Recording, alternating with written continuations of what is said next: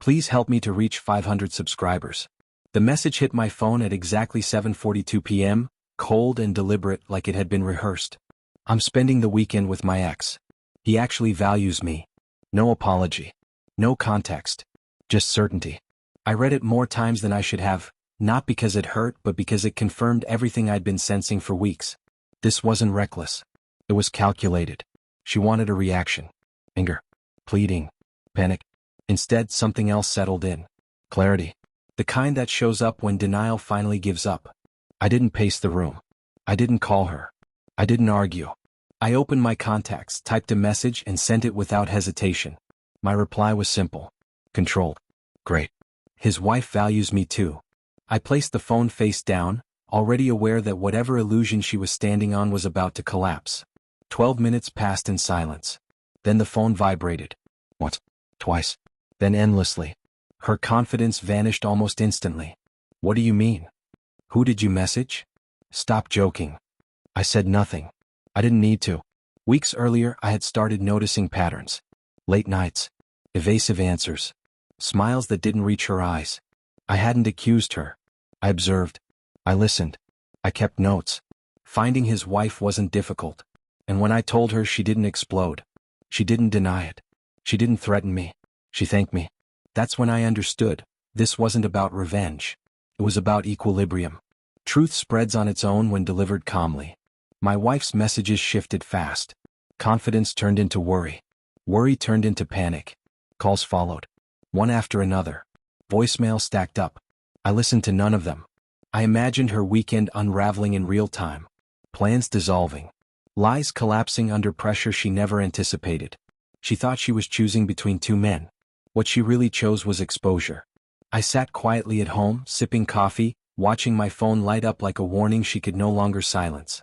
There was something strangely poetic about it. No shouting. No confrontation. Just consequences unfolding exactly where she had no control. Her ex stopped responding. His wife didn't. And she wasn't kind. My wife believed secrecy would protect her. She believed my silence meant compliance. She was wrong. Eventually, a message came through. Please answer. This is getting out of control. I smiled, not out of cruelty but closure. When I finally answered, my voice was calm. That frightened her more than anger ever could. She explained. Said it was emotional. Claimed nothing physical happened. Said she felt ignored. I didn't interrupt. I waited until the excuses ran out of air. Then I spoke one sentence. You didn't just cross a boundary. You erased it. The silence afterward said everything. She asked what I wanted. That question told me the truth. This wasn't remorse. It was damage control. I told her to enjoy the weekend she'd chosen because when she returned, nothing would be the same. She tried to bargain. I refused. Trust doesn't usually break loudly. It fractures quietly, then collapses all at once. By morning, her tone softened. Apologies replaced panic. Promises followed. Therapy, transparency, change. The words people reach for when consequences finally feel real. I listened without reacting. I had already moved beyond where apologies could reach. I contacted a lawyer. I organized timelines. I documented facts. I didn't threaten, I prepared. By afternoon, she understood what I hadn't said out loud. I wasn't fighting to keep her.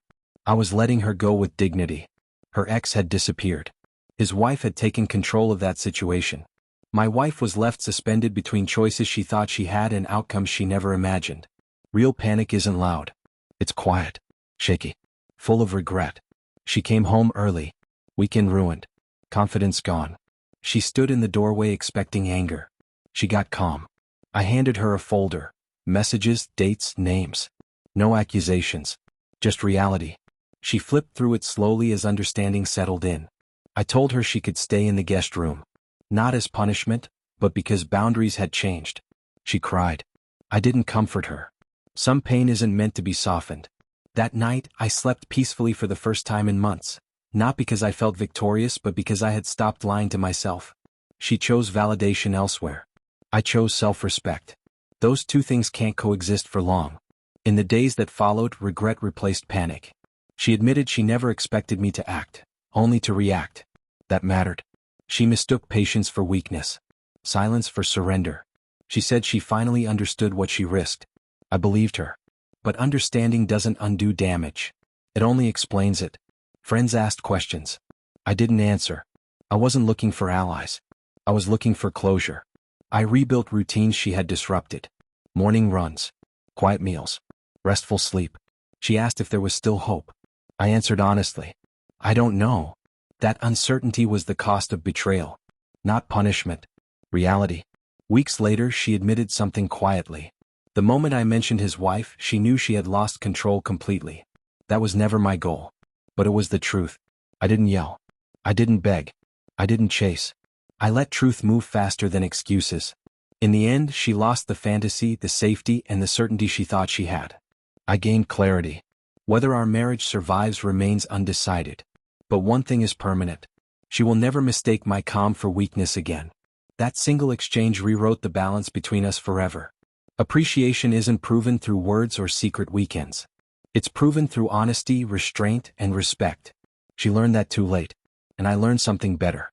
Sometimes the strongest response isn't confrontation. It's one carefully chosen sentence that allows consequences to speak for themselves.